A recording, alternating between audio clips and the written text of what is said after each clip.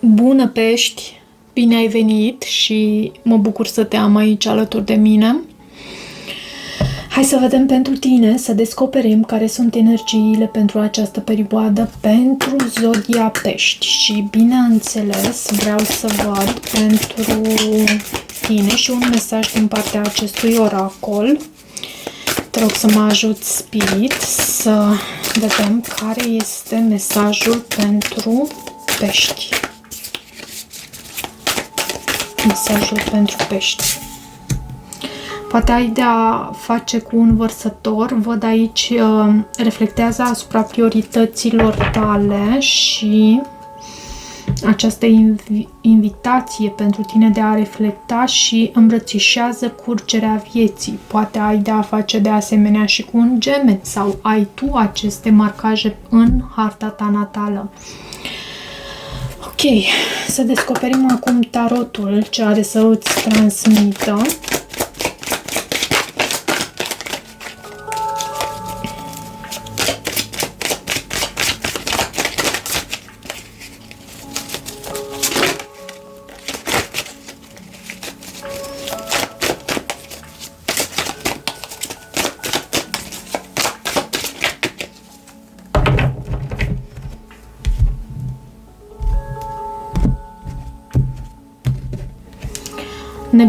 Nebunul vorbește despre zodia Vărsător. Este o carte a noilor începuturi și o carte a asumării unui anume risc. Văd și 8 de cupe.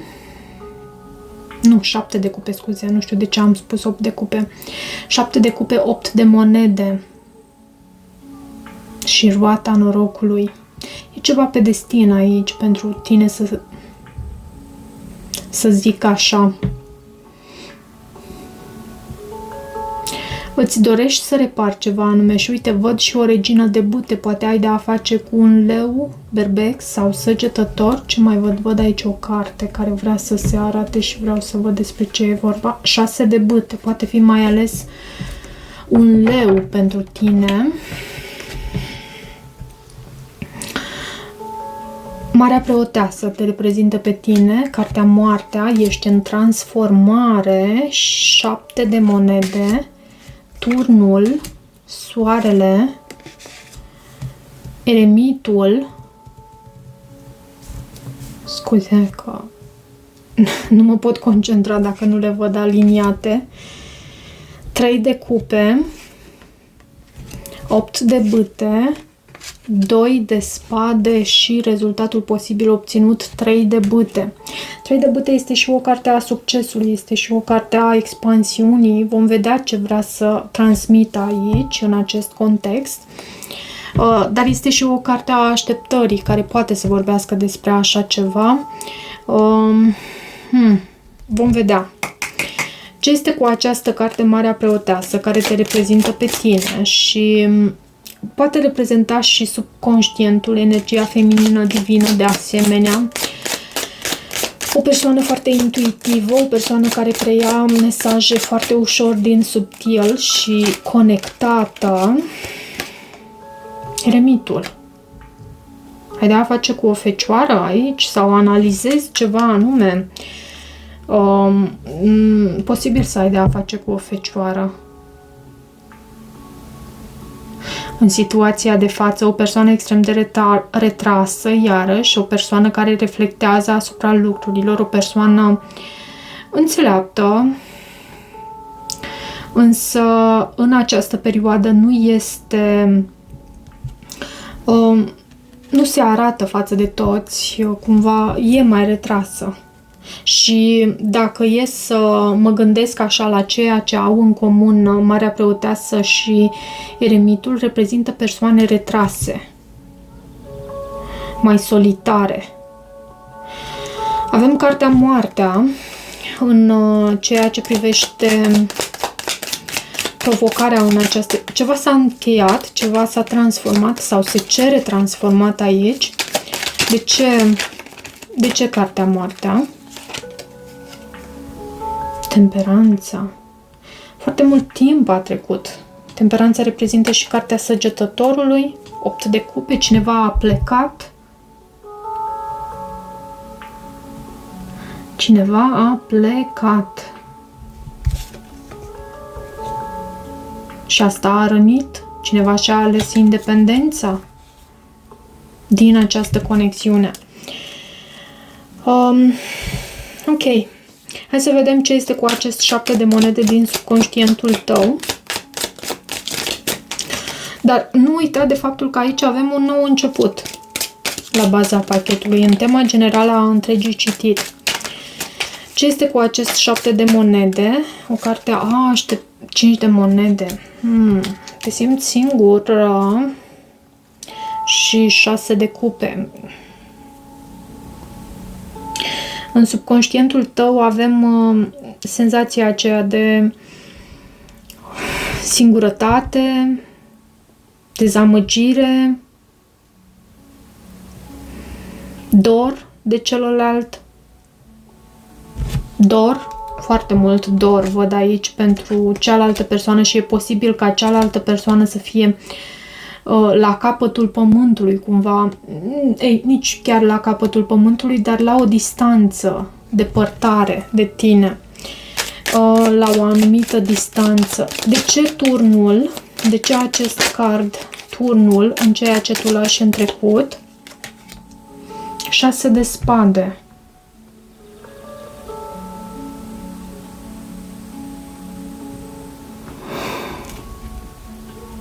Și puterea, o altă carte a leului.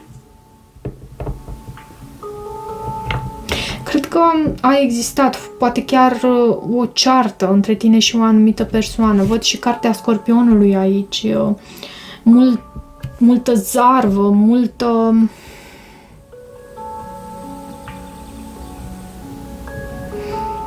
Cu acest turn simt aici că lași ceva zarvă în urmă, cumva te îndepărtezi de aceste ape tulburi și mergi spre ceva mai lin, mai curat pentru tine.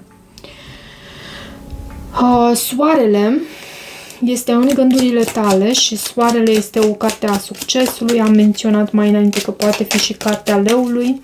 Ce este cu acest soare aici? Regina de monede. Tu cunoști adevărul despre această persoană, poate fi foarte puternic, un semn de pământ, Fecioară, Taur, Capricorn, 3 de spade. Cunoști adevărul. Și văd că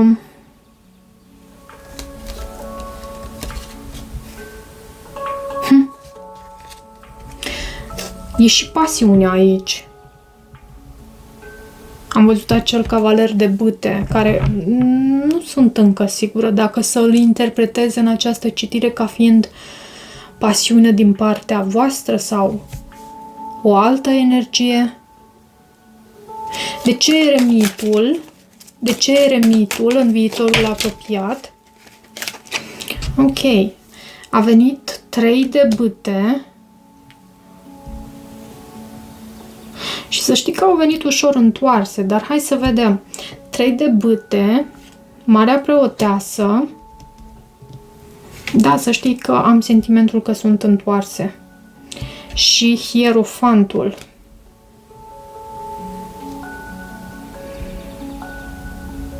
Cineva se retrage.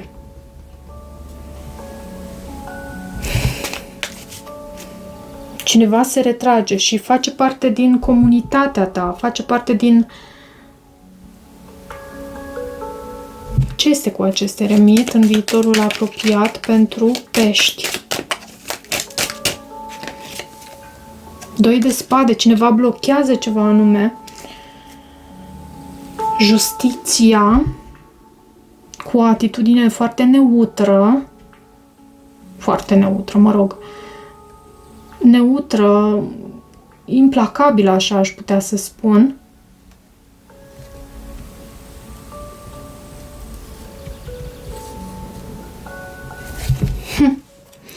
Treiul de cupe este în sfatul pentru tine și în același timp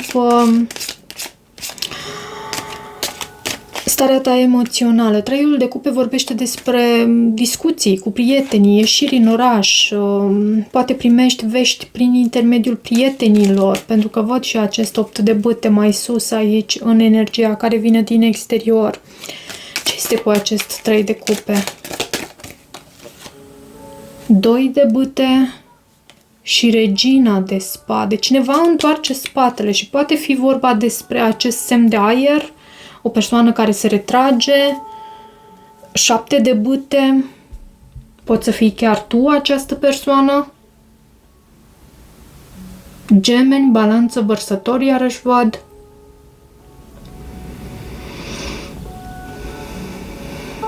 Cineva care își pierde cumpătul, văd aici. Și tu afli noutăți despre această persoană foarte ușor prin intermediul comunității tale. 8 de bâte este în energia care vine din exterior. 8 de bâte este o carte care, bineînțeles, poate vorbi despre vești, comunicare. Regina de cupe. Și 2 de cupe. Te mai poate reprezenta și pe tine sau poți să ai tu de a face cu un rac, scorpion, pești. Rac în mod specific sau vărsător mai văd aici. Dar 8-ul acesta de bâte este și o carte a manifestării, este și o carte care anunță că lucrurile se vor schimba destul de rapid și merg în direcția cea mai potrivită pentru tine. Mai dă-mi o carte aici. Era 10 de monede, dar erau și mai multe părți și nu voiam să le primesc. Nu voiam. 6 de bâte. Un succes. Și uite, 10 de monede din nou.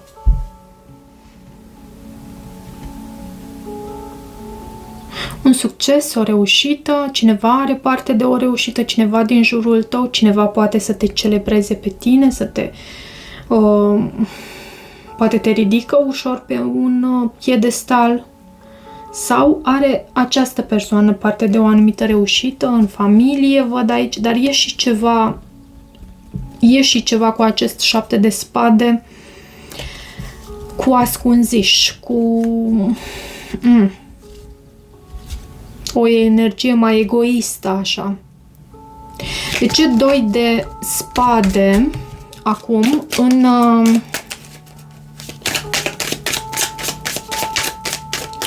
frica sau speranța ta? 4 de monede și 3 de monede.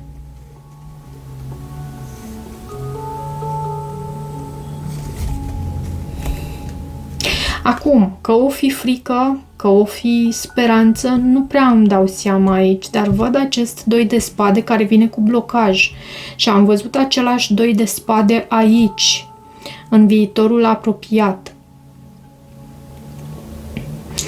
Și 4 de monede vorbesc despre a ține la distanță ceva anume.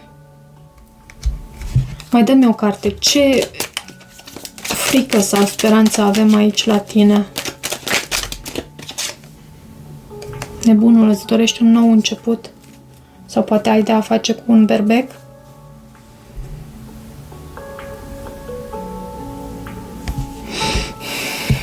Treiul de bâte. Hai să vedem acest 3 de bâte din rezultatul posibil obținut. Ce transmite acest 3 de bâte? Așa cum am spus, poate să vorbească despre succes, expansiune, dar mai poate să vorbească și despre o oarecare așteptare. 5 de bâte. Situația e destul de tensionată. Și asta pentru că există cineva aici care își dorește reconciliere și amintește-ți că tu poți inversa rolurile. Nu știu dacă tu ești energia masculină, cel care urmărește, sau ești energia feminină. Însă poți inversa rolurile pentru a vedea cum ți se potrivește ție. E cineva aici care își dorește reconciliere și să manifeste ceva împreună cu cealaltă persoană. Și celălalt, bineînțeles, este de-andoaselea, pentru că avem 5-ul de bâte și 3-ul de bâte care vorbesc aici împreună de o așteptare. Ce avem în rezultatul posibil obținut aici? 9 de bâte, războinicul rănit și cavalerul de monede. Nu, cineva este în gardă. Și în continuare avem aceste energii pe care le-am discutat mai înainte cu acea persoană care își dorește împăcare, reconciliere și să manifeste din nou această conexiune în viața sa, dar lucrurile se mișcă destul de încet, cineva este în gardă, cineva nu se deschide. Ok, am să te rog acum să îți formulezi o întrebare și poate chiar să pui videoclipul pe pauză pentru a-ți formula întrebarea. Eu am să încerc să ofer răspuns cu ajutorul acestor cărți la întrebarea ta în legătură cu această situație a ta. Ce avem pentru pești? Ca răspuns pentru pești. Romantism. Nu este timpul potrivit pentru așa ceva. Ce se întâmplă aici? De ce romance? De ce acest card? Dar rămâi pozitiv. Există o recuperare în următoarele luni. Cere un semn. Cere un semn că procedezi corect și nu trebuie să îți faci niciun fel de grijă. Ok? Sfatul pentru tine.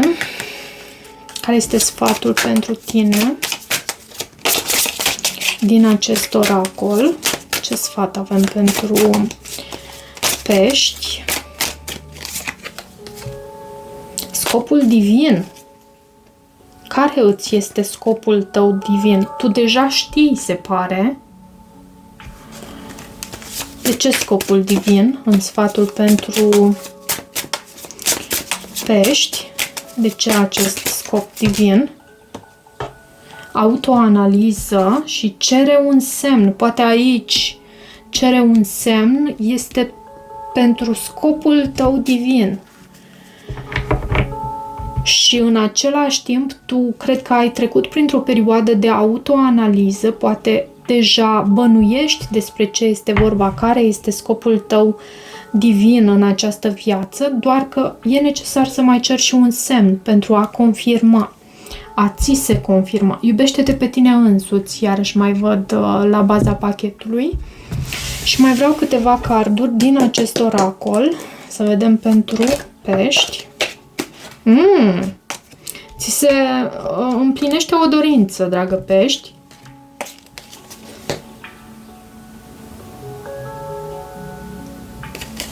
Poate chiar în familia ta.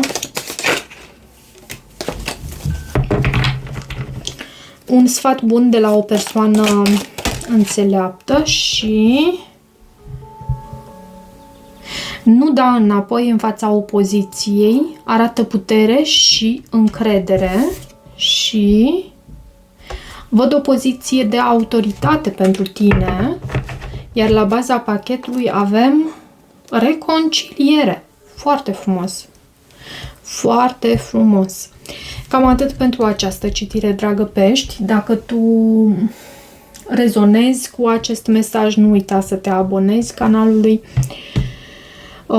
Poți să devii și membru al acestui canal. Bineînțeles, găsești informații în descrierea videoclipului pentru cele 3 niveluri disponibile.